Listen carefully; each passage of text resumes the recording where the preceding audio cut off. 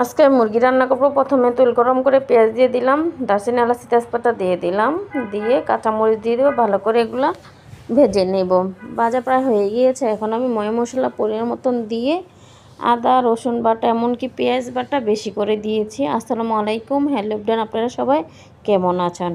কারণ পেঁয়াজ বাটাটা একটু বেশি দিলে তরকারিটা ঝোলটা গাঢ় গাঢ় হয়, এই জন্য পেঁয়াজ বাটা দিয়েছি। ভালো করে এগুলো কষে নিতে হবে। ঝোলটা একদম মাখো মাখো যখন হয়ে গেছে, এমনকি তেল উপরে উঠে এসেছে, তখন আমি মুরগিগুলো দিয়ে দিলাম। প্রায় মুরগিগুলো দিয়ে ভালো করে আমি এগুলো কষাই নেব। সাথে আমি নতুন আলু দিব ছোট ছোট ভেজে, তারপর খেতে অনেক ভালো লাগে।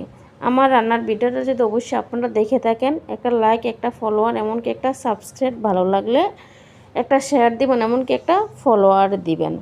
এই যে আলু দিয়ে দিলাম, আলু দিয়ে নেড়ে চেড়ে ভালো করে, আসলে এরকম মুরগি দিয়ে নতুন আলু খেতে আমার থেকে অনেক ভালো লাগে। রান্নাটা কেমন হলে সবাই জানাবেন কমেন্টের মাধ্যমে। আল্লাহ হাফেজ।